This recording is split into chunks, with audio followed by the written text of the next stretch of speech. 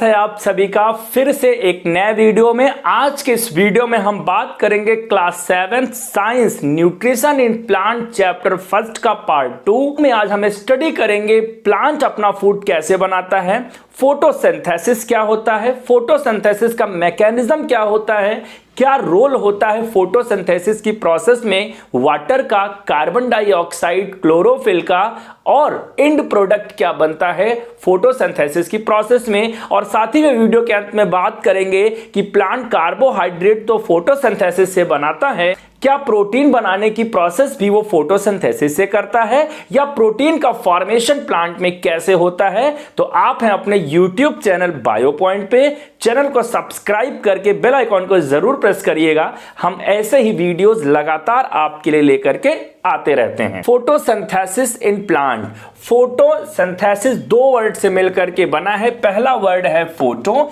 And दूसरा word है synthesis. It means light के प्रेजेंस में किसी चीज का फॉर्मेशन होना, बनने की प्रोसेस को अपन लोग फोटोसिंथेसिस बोलते हैं। प्लांट ये प्रोसेस करते हैं और प्लांट को हम लोगों ने पढ़ा था पिछले वीडियो में कि प्लांट को हम लोग ऑटोट्रॉप्स बोलते हैं। इट मींस वो अपना न्यूट्रिशन सेल्फ प्रोड्यूस करते हैं। और कैसे प्रोड्यूस करते हैं, क्योंकि वो जो कार्बोहाइड्रेट, प्रोटीन, फैट जो फूड के साथ लेना जरूरी होता है, जो एनर्जी की रिक्वायरमेंट के लिए जरूरी होता है, वो प्लांट सेल्फ प्रिपेयर करता है, खुद प्रिपेयर करता है। और किस प्रोसेस से प्रिपेयर करता है, तो उस प्रोसेस को हम कहते हैं फोटोसिंथेसिस। फोटोसिंथेसिस की डेफिनेशन की बात करें तो plant in the presence of sunlight, carbon dioxide and water get converted into the sugar. यहां पे हम लोग देखें तो सॉइल से रूट के द्वारा वाटर खींचता है प्लांट और लीफ में लेकर के आता है अपने जाइलम टिश्यूज के द्वारा। और लीफ में क्या होता है, स्टोमेटल पोर्स के द्वारा कार्बन डाइऑक्साइड आता है।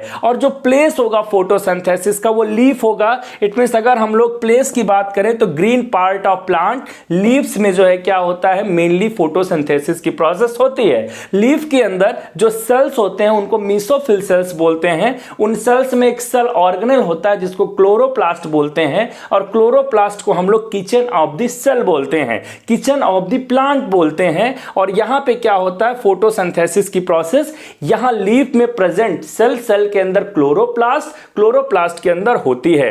कौन सी process, carbon dioxide plus water, sunlight के प्रेजेंस में क्लोरोफिल।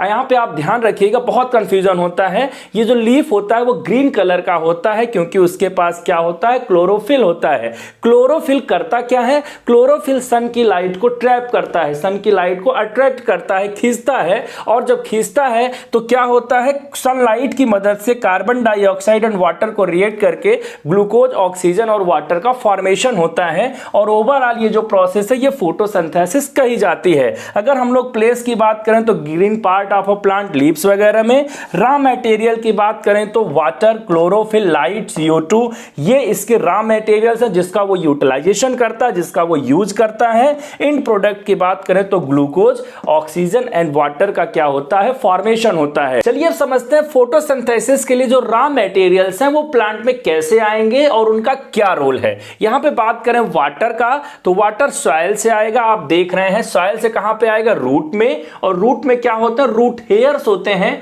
वो रूट हेयर्स क्या करते हैं, सॉइल से वाटर को एब्जॉर्ब करते हैं और कहां पे लाते हैं, लीव्स में। लेकिन ये लीव्स में आने से पहले यहां आप देख रहे हैं कि स्टेम है। इट मींस इस तरीके से रूट एंड रूट के द्वारा स्टेम एंड स्टेम से देन लीफ में आएगा। यहां पे वेल डेवलप्ड ये टिश्यू सिस्टम प्रेजेंट होता है रूट से लेकर के स्टेम तक, जो लीफ में लेकर के आता है। तो जाइलम आपको याद रखना, जाइलम ट्रांसपोर्ट करता है वाटर को। इट मींस रूट के जाइलम टिश्यूज, जाइलम वेसल्स क्या करेंगे, वाटर को एब्जॉर्ब करके कहां तक लेकर के आएंगे, लीफ तक लेकर के आएंगे। तो जाइलम टिश्यू याद रखिएगा ट्रांसपोर्ट करता है वाटर को सॉइल से स्टेम, स्टेम से लीफ में लाएगा। वहीं फ्लोएम की भी बात कर ले, जब लीफ में फूड बन जाएगा फोटोसिंथेसिस की प्रोसेस से, शुगर कार्बोहाइड्रेट का फॉर्मेशन हो जाएगा तो उसको वेरियस पार्ट में ट्रांसपोर्ट करने का काम फ्लोएम करते हैं, ये ध्यान रखिएगा। क्लोरोफिल की बात करें फोटोसिंथेसिस में क्या रोल प्ले करता है, तो अभी हमने आपको बताया कि लीव्स में सेल्स होते हैं।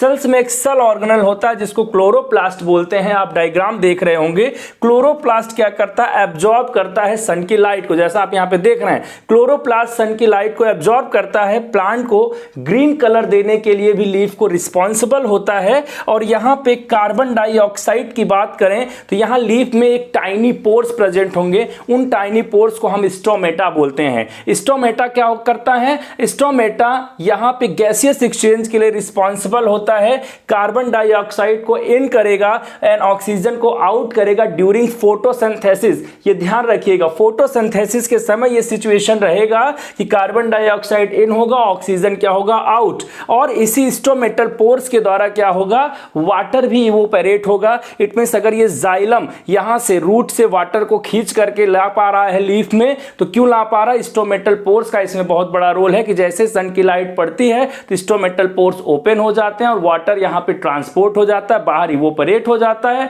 जिसको हम लोग ट्रांसपायरेशन बोलते हैं। और इस दौरान क्या होता है कि वाटर की लीफ में कमी पड़ती है और उस वाटर की कमी को पूरा करने के लिए तुरंत सॉइल से रूट, रूट से स्टेम एंड स्टेम से लीफ में वाटर आने लगेगा जाइलम के द्वारा। यहां पे कार्बन डाइऑक्साइड का रोल आप याद रखिएगा, किसके द्वारा आएगा, स्टोमेटल पोर्स के द्वारा आएगा। स्टोमेटा क्या होते हैं, टाइनी पोर्स लीफ में प्रेजेंट होते हैं। जैसे फोटोसिंथेसिस की ओवरऑल प्रोसेस को हम लोग समझे तो कार्बन डाइऑक्साइड एयर से लेगा, कैसे लेगा, स्टोमेटल पोर से लेगा, वाटर लेगा, कैसे लेगा, रूट से लेगा, एब्जॉर्ब करके लीफ तक लाएगा, और यहां पे क्लोरोफिल के प्रेजेंस में सनलाइट को एब्जॉर्ब किया जाएगा। थोड़ा सा आपको ये भी बता दें, सनलाइट एब्जॉर्ब किया जाएगा, सनलाइट करेगा क्या, सनलाइट इस वाटर के मॉलिक्यूल को दो पार्ट में तोड़ देगा।